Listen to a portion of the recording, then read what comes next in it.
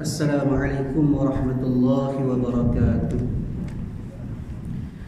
A'udzubillahi minasyaitonir rajim. Bismillahirrahmanirrahim. Alhamdulillahi rabbil alamin.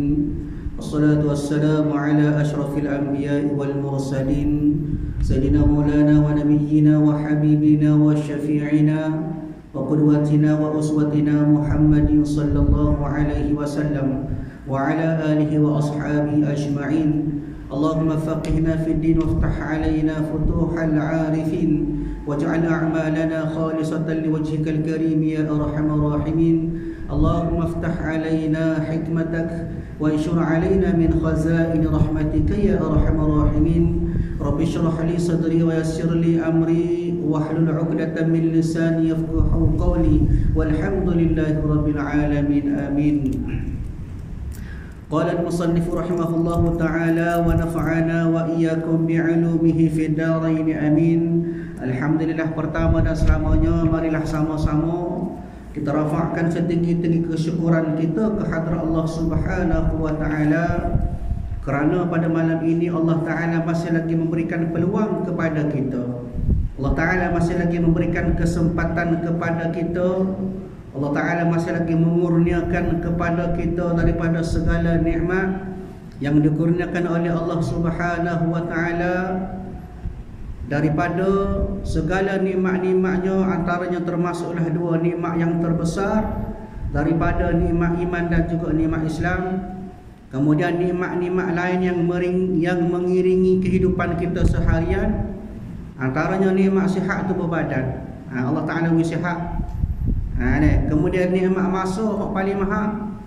Ada nikmat masa, ada kesempatan untuk kita hadir ke rumah Allah Ta'ala, untuk kita mengerjakan ibadat kepada Allah Ta'ala, untuk kita hadir berjemaah, kemudian kita berada dalam majlis ilmu yang dikatakan oleh para ulama sebagai Rawdatun min Riyadil Jannah, satu taman daripada taman-taman syurga. Bila mana masih ramai lagi sahabat-sahabat kita di luar sana, masih lagi hanyut tak kenal dunia, dia kejar dunia hingga lupa pada akhirat.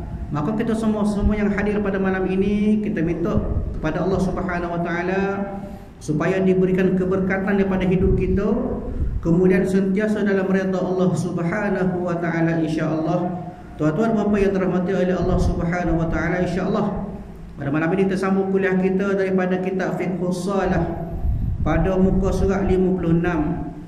Alhamdulillah, kita masih lagi membincangkan tentang apa yang dikatakan sebagai taharah ataupun pada bab bersuci, yang mana untuk kita beribadat, antara benda yang wajib kita buat iaitulah kita kena suci.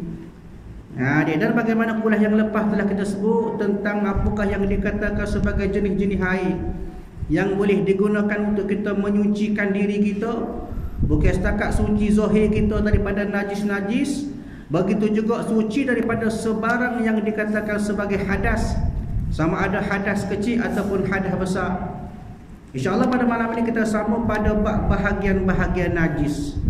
Kita akan sebut, kita akan bincang bersama apakah yang dikatakan najis menurut hukum syarak pada mazhab Syafi'i rahimahullahu ta'ala, berdasarkan daripada kitab Fiqhus Shalah yang kita baca insyaAllah pada muka surat 56, bahagian-bahagian najis. Maka tuan-tuan puan-puan yang dirahmati oleh Allah Subhanahu wa Ta'ala, bila sebut najis, dia ada pengertian dia mengikut para fuqaha ataupun yang dikatakan sebagai ahli fiqh. Bukan setakat kita kadang-kadang bercemar tu jadi najis dah. Dia tengok polo najis. Cemar kono-kononyo. Baju kena seluk, kotor ni, cemar ni. Maka mengikut hukum syarak ataupun dikatakan pada mazhab kita, mazhab Syafi'i rahimahullahu ta'ala, dan setengah mazhab yang lain, dikatakan sebagai najis itu apa dia? Iaitulah pada segi hukum syarak dia, najis itu adalah benda kotor yang menghalang sahnya solat. Itu najis. Termasuklah najis hukmi dan najis hakiki. Maknanya walaupun kita kata benda tu kadang-kadang nampak cemar tapi tak jadi najis, ada juga. Dan dikatakan oleh ulama fiqh benda betul-betul najis, iaitulah bila ada pada tubuh badan kita atau apabila ada bersentuhan dengan kita, maka benda tu yang menyebabkan jadi tak sah semaya kita. Contoh kita kata seluk dari segi zahir nampak cemar, Tapi seluk bila mana tak bercampur dengan najis, maka selagi itu dikatakan sebagai suci.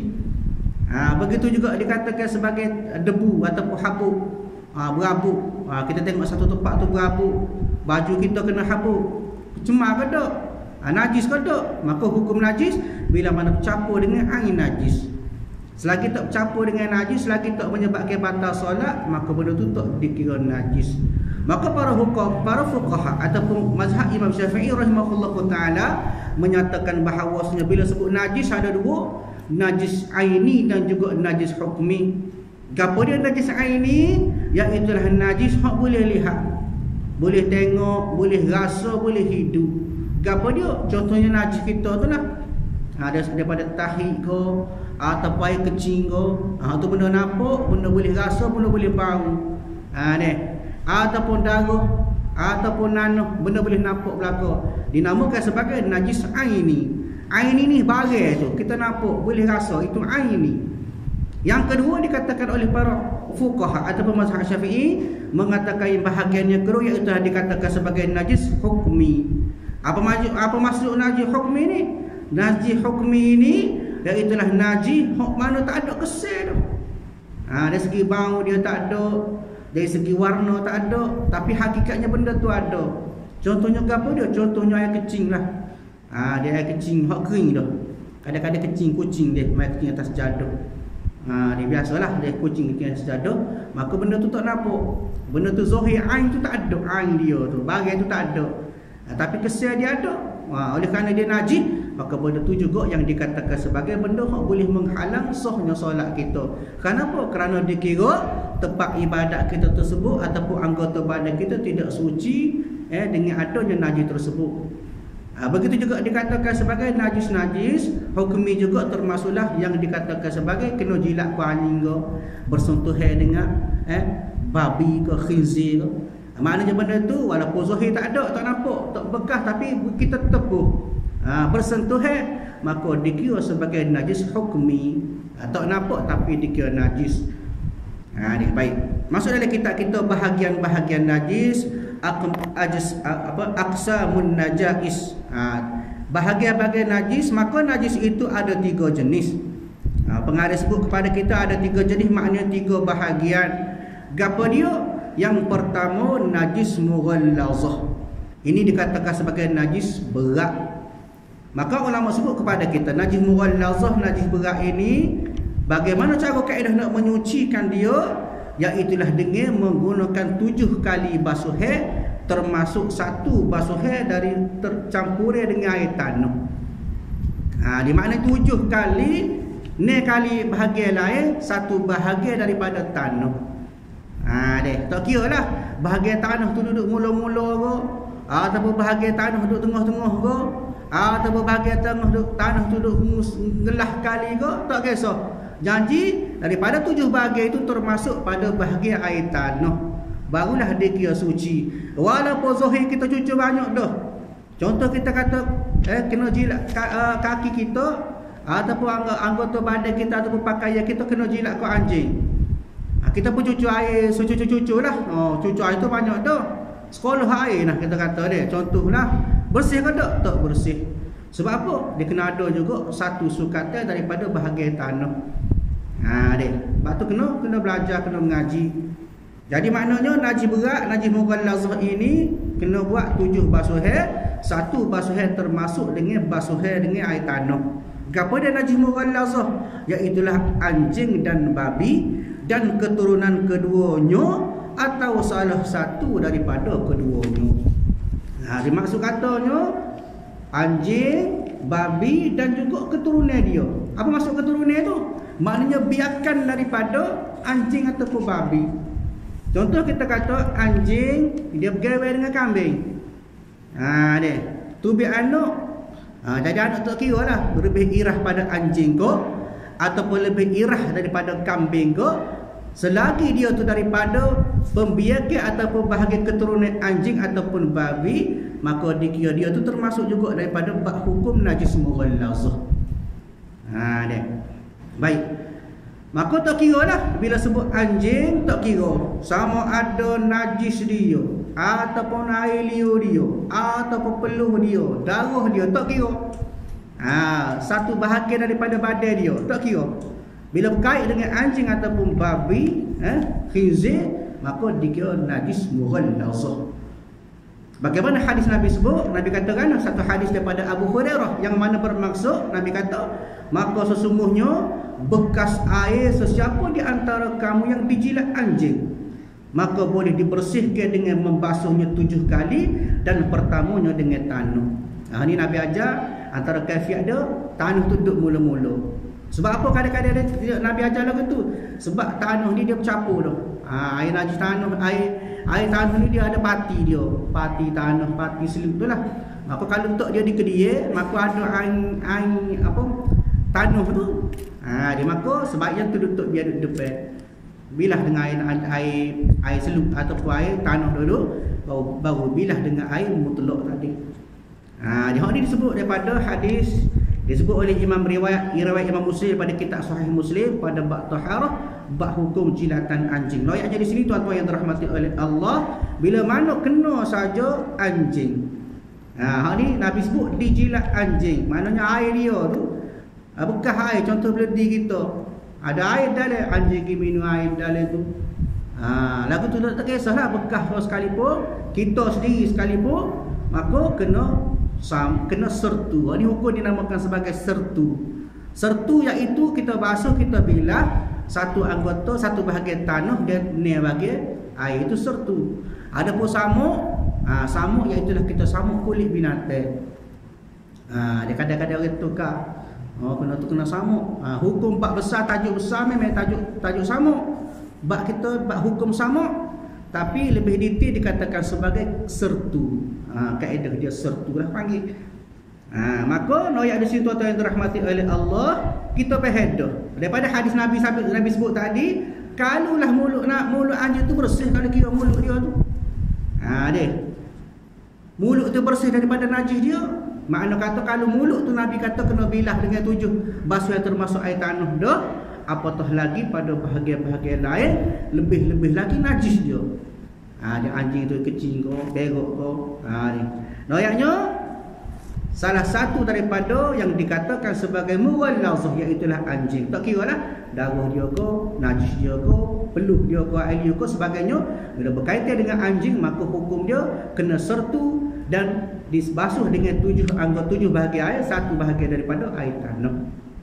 Maka hadis lain pula Nabi sebut bahawasanya satu ketika Abu Hurairah radhiyallahu anhu ajak Nabi SAW pergi rumah salah seorang daripada kaum Ansar. Ini cerita kisah Nabi sebut pada kita. Abu Hurairah dia katakan Rasulullah ni satu ketika orang Ansar telah jemput dia.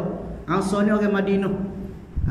Kita biasa kalau berada bab hijratul Rasul, Nabi berhijrah daripada kota Mekah ke kota Madinah. Orang yang berhijrah dinamakan sebagai muhajirin. Ada pun orang Ansar, orang yang duduk di Madinah nak tolong. Ansar maksudnya menolong. Jadi orang Ansar ni lah sambut Nabi, tolong daripada sahabat-sahabat Nabi yang berhijrah tu. Maka satu ketika Nabi sebut, Abu Hurairah sebut, Nabi ni satu ketika diajak oleh orang Ansar, kemudian Nabi pergi. Dia ajak jalan ke Nabi pergilah rumah dia.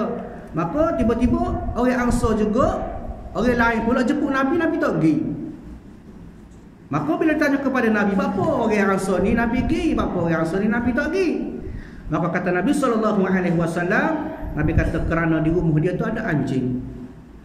Maka mereka tanyalah, sahabat Nabi tanya, apa rumah dia tu ada kucing, mungkin rumah ada anjing tak pergi. Maka Nabi kata, maka kucing itu adalah haiwan pemangsa.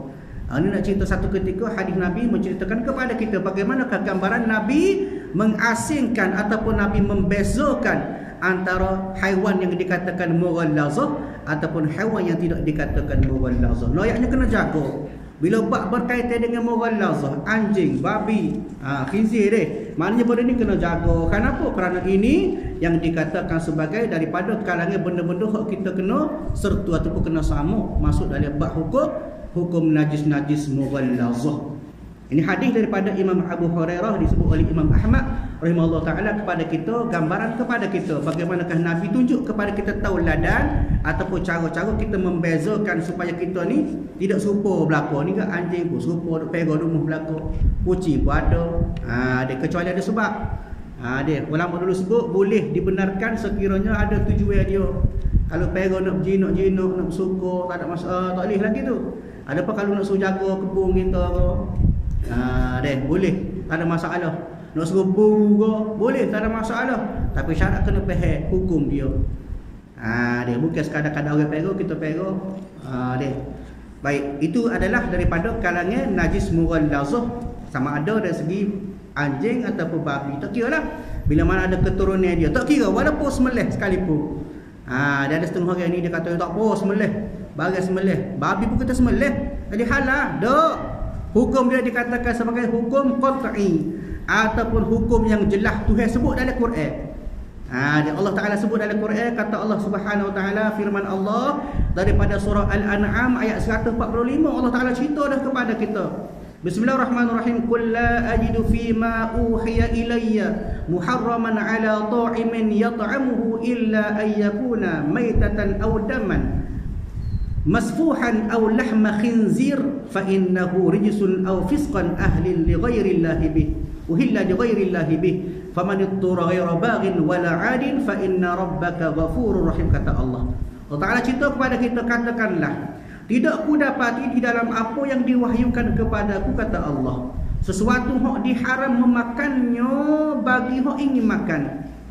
Dia mana tak ada wahyu, tak boleh makan kecuali daging haiwan yang mati, bangkai tak boleh makan, ataupun darah yang mengalir tak boleh makan juga, ataupun lahma khinzir, daging babi. Kenapa? Fa innahu rijsun, kata Allah Ta'ala, kerana itu semua cuma dia kotor.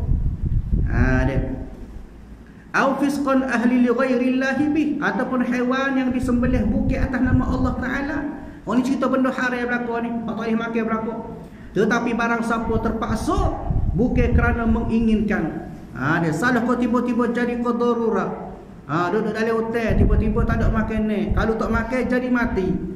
Tak ada makanan lain, daun kayu pun habis, adanya apa dia? Ada khizir ya.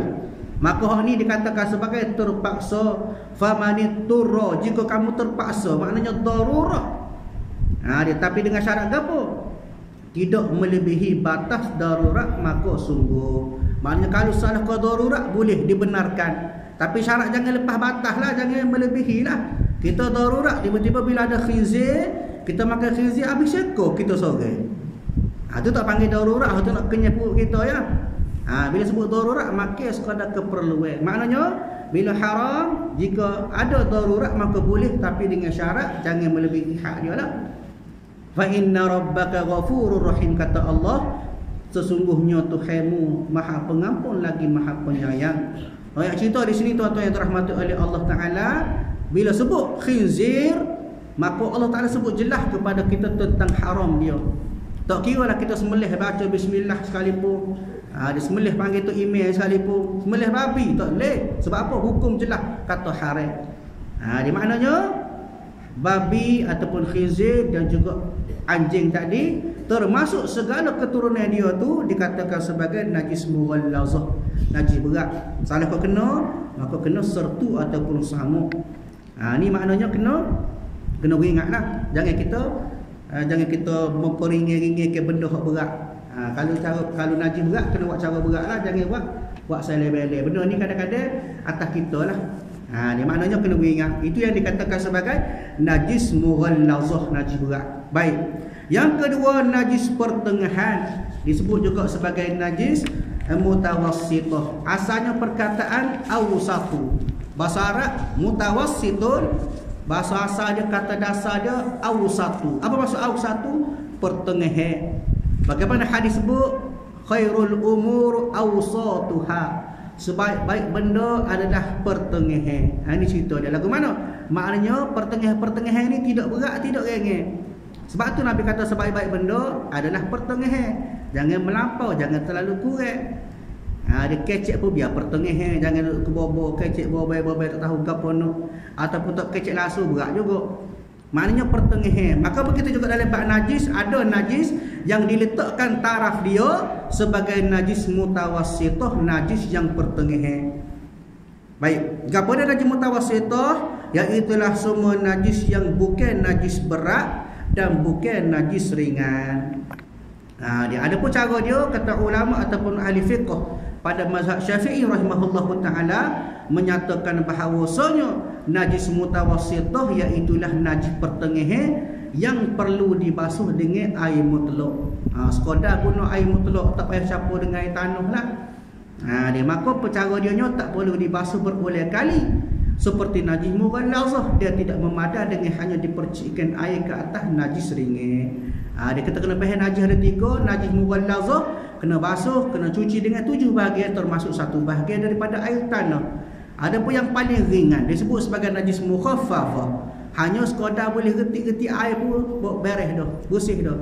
Adapun najis mutawassithah pertengahan ni kita basuh. Bahkan kata ulama rahimahullahu taala, cara dia lagu mana? Iaitu dengan cara kita basuh hingga menghilangkan air najis. Maknanya jangan ada lagi lah baki-baki najis. Itu cara nak basuh najis mutawassithah. Contoh kita kata kena najis ni antaranya apa dia? Contohnya kita kata kena darah. Dia kena darah ataupun kena nanah ataupun kena najis kita sendiri, kena air kecil kita, maka itu dikatakan sebagai najis mutawassithah. Cara basuh dia basuh hingga menghilangkan air najis. Apa maksud menghilangkan air najis? Hilangkan zahir daripada najis tersebut. Gapo dia? Ada 3 bahagian. Yang pertama hilang bau dia, yang kedua hilang rasa dia, yang ketiga hilang zahir dia, warna dia. Kalau ada salah satu tu dia kira tidak bersih lagi. Dia najis tu tak ada dah, warna tak ada dah, tapi bau lagi, maka dia kira tak bersih lagi. Dia kadang-kadang bau hilang dah, dia warna hilang dah, tapi ada lagi rasa dia. Ni setengah bagi benda rasa. Contohnya kita kata air koloh. Air koloh walaupun dia satu koloh, dia kata ulama kalau jatuh najis ringan tak ada masalah. Dia selagi tidak mengubah salah satu daripada 3 benda tersebut. Dari sekolah tiba-tiba masuk tak cicak sebutir, maka tidak menyebabkan ada perubahan pada salah satu tersebut. Rasa tak berubah, muka sebutir tak cicak, bau tak bau, warna tak berubah, maka dikira suci lagi. Adapun bila banyak, maka dikira berubah salah satu daripada ciri-ciri tersebut, ada bau ke, warna tak ada. Dia rasa pun tak ada rasa ke apa, sepuluh skala ya, tapi bau, maka dikira sudah mengubah daripada air najis, kena tukar walaupun air kolam. Dia baik. Maka najis pertengahan iaitulah semua najis yang bukan berada pada najis berat dan juga pada najis ringan. Yang pertama bangkai. Bangkai kecuali apa dia? Bangkai ikan. Ini tak jadi najis lah. Kemudian belalang dan mayat manusia, tidak termasuk darah, nanah dan lain-lain najis yang tidak dapat dimaafkan yang terdapat padanya. Ini merupakan bahagian-bahagian daripada bangkai. Dia baik.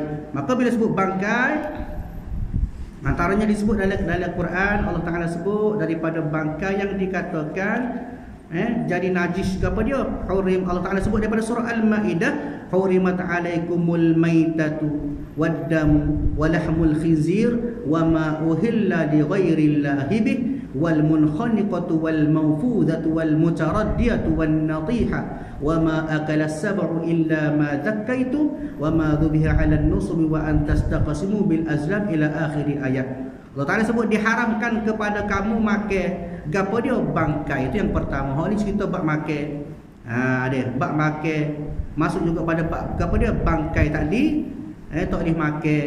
Cerita makan bila sebut bangkai, hak boleh makan ke dia? Ikan. Ikan walaupun bangkai dia tak jadi najis, boleh makan walaupun tak sembelih. Ikan tak sembelih lah. Maknanya walaupun dia mati dikira sebagai bangkai, maka tidak jadi najis, bahkan boleh makan. Begitu juga belalang. Ada pun mayat tak boleh makan, tapi dia tak jadi najis mayat. Dia tidak termasuk darah. Darah dia jadi najis, ataupun nanuh jadi najis, atau lain najis yang tidak dimaafkan yang terdapat padanya. Dia maknanya lain pada yang dikatakan sebagai najis, maka tak dikira sebagai najis. Maknanya kalau salah kena kita nak semaya, kita semaya, kita nak semaya, tiba-tiba tepuh dengan benda-benda yang dikatakan sebagai bangkai, maka kena menghilangkan juga. Salah sepak lembu mampu dia, jadi kaki kita pun jadi bau bangkai dan sebagainya, maka kena bersihkan daripada air. Sebutkan apa? Kerana dikira sebagai bangkai yang tidak, yang dikatakan sebagai najis juga, yang dikatakan sebagai najis mutawassithah tadi. Baik. Seterusnya, bahagian badan binatang yang tercerai semasa hidup. Ini dikatakan juga sebagai najis. Bercerai maknanya berpisah. Tak kira lah putus ke. Dia contoh kita kata ada hak putus kaki lembu ke. Dia. Tapi kecuali benda hak halal dimakan. Kalau lembu tu kita halal makan. Contoh hak tak halal apa dia? Rimah. Dia. Jalan-jalan tengok ada kaki rimah. Dia tepuh kita dan sebagainya, maka dikira najis juga. Basuh sekadar menghilangkan air najis lah. Kadang-kadang kaki tu tak mana anggota, kadang-kadang bila anggota terpotong dia darah. Tu menyebabkan lebih-lebih lagi lah kena bersih daripada segala benda yang dikatakan sebagai al-ajnas ataupun najis-najis tadi. Kecuali seperti tadi lah, ikan, belalang dan bulu daripada binatang halal dimakan. Ada pun halal makan tak ada masalah, tak jadi najis. Seterusnya, susu binatang yang haram dimakan dagingnya kecuali susu manusia. Hak ni pun kalau kena di kita jadi najis. Kena di baju kita. Susu ke apa? Contoh susu binatang yang haram dimakan. Dia susu kucing ke. Dia kira haram dimakan lah tu. Maka menyebabkan dikatakan sebagai benda tu pun sebagai al-ajnas, najis juga. Maka kena basuh lah. Dia basuh daripada air najis. Cara basuh seperti tadi lah, basuh cuci air sekadar menghilangkan najis tersebut. Baik. Kemudian darah mengalir atau beku kecuali darah yang tertinggal dalam daging yang disembelih dan darah ikan. Hal ini biasanya berlaku pada kita jemleh raya haji. Ni cerita raya haji ni, darah mengalir atau beku. Maknanya kalau darah kena badan kita, maka kena basuh, menghilangkan air najis ataupun air darah tersebut, kecuali darah hak tertinggal dari daging yang disembelih dan darah ikan. Maknanya darah hak lekat daging. Contoh kata lagu mana? Ni darah tu lekat hak, darah hak lekat ke daging hak disembelih. Syarat jangan banyak lah. Kalau banyak, walaupun benda tu halal, walaupun benda sembelih, maka dikira sebagai air najis juga. Kalau sikit maka dimaafkan. Adapun banyak, diumpama sebagai darah mengalir atau beku, maka tak boleh juga. Syaratnya kena tubuh badan kita lah. Nak semaya, nak ibadat, tak boleh kena tubuh kita. Kalau ada juga kena basuh. Sebab tu kadang-kadang baju lepas pada kita sembelih lembu, kemis lembu ke, dengan darah-darah tu sebaiknya kita tukar baju lain lah. Baik. Sebab apa? Pasal dikira sebagai daripada air najis yang mutawassithah, najis pertengahan. Kalau nak pakai juga boleh basuh. Jangan menapuk air najis. Ataupun kata tugu pondok, dia kata jangan terlalu banyak melampau. Kalau ngecik sikit berapa napuk tu tak ada masalah lah. Dengan pondok dengan darah, maka kena tukar ataupun basuh. Biasa kalau darah kena baju ni payah dah nak basuh. Ni sebaiknya tukarlah. Sebab apa? Sebab dikira sebagai air daripada bab najis mutawassithah. Beringatlah. Baik. Seterusnya, nanah, muntah dan air kencing. Ni pun biasalah, baliklah. Nanah ke, muntah ke, air kencing ke, maka kena basuh juga. Kerana apa? Kerana najis. Basuh dia seperti tadilah. Cucur ataupun kita siram air, jiru air untuk menghilangkan daripada air najis tadilah. Hilang bau, hilang rasa, hilang warna, maka bersih dah tu. Baik, seterusnya tiap-tiap cairan yang memabukkan seperti arak dan lain-lain lagi. Hal ni pun dikira sebagai najis juga. Walaupun bersih. Arak ni kadang-kadang dia bersih. Tengok juga ni molek dia. Tapi bila mana dia tu disebut sebagai arak, benda hok dimabuk ke, maka kena basuh supaya basuh najis lain juga. Walaupun dia bersih, maka kena cucuk hilangkan daripada air najis tadi. Baik, seterusnya mazi. Ini mazi, bila sebut mazi maka dia masuk pada bab air-air ataupun najis yang keluar daripada anggota badan. Kadang-kadang kita tukar mazi, wadi, itu juga air wadi pun daripada badan tubuh badan juga, air mani. Maka disebut oleh para ulama rahimahullahu taala, beza dia. Air mani, bila keluar air mani maka wajib kita mandi. Itu air mani. Adapun air mazi, iaitulah keluar bila mana kita sedang bersyahwat. Kita tak jima. Dia keluar air mazi, dia tidak keluar dengan rasa kepuasan. Itu air mazi. Adapun air mani dia keluar dengan rasa puas hati. Adapun air mazi dia keluar tidak kerana puas, tapi kadang-kadang kerana timbul nafsu syahwat kita. Hak ni bila sebut air mazi maka tidak wajib mandi. Walau bagaimanapun kena basuh. Sebab apa? Pasal dia tu daripada najis. Dia tu mazi, iaitu air galau. Maknanya air syahwat berwarna putih atau kuning yang keluar tak kala kebangkitan syahwat. Itu air mazi, wajib basuh. Adapun tak wajib mandi. Maknanya kalau kena baju lah ke mana? Kena baju jadi najis, kena basuh. Kena baju, kena kain kita. Dia. Baik, seterusnya wadi. Wadi pun keluar juga daripada anggota badan kita, keluar daripada kemaluan juga. Iaitu air warna putih keruh bersifat kental. Kental maknanya pekat lah. Sedikit keluar daripada kemaluan tak kala membawa benda berat. Dia sesuatu yang berat lah. Kita kerja berat, kita kerja maknanya makin ring, kadang-kadang dia keluar. Maka hal ni dikatakan sebagai air wadi. Wajib basuh, wajib basuh.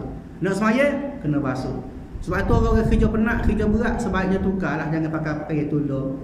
Standby kan sarung kan semaya, buat semaya, jangan tolong. Sebab takut-takut kita nak kerja kuat tu keluar daripada air wadi.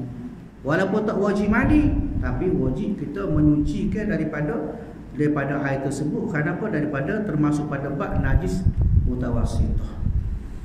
Baik, seterusnya tahi. Ini najis lah ni, najis kita, iaitu meliputi tahi manusia, binatang, ikan dan tahi binatang yang tidak mengalir darahnya. Dia baik. Ikan tu dia buat nombor satu. Kenapa dia nombor satu?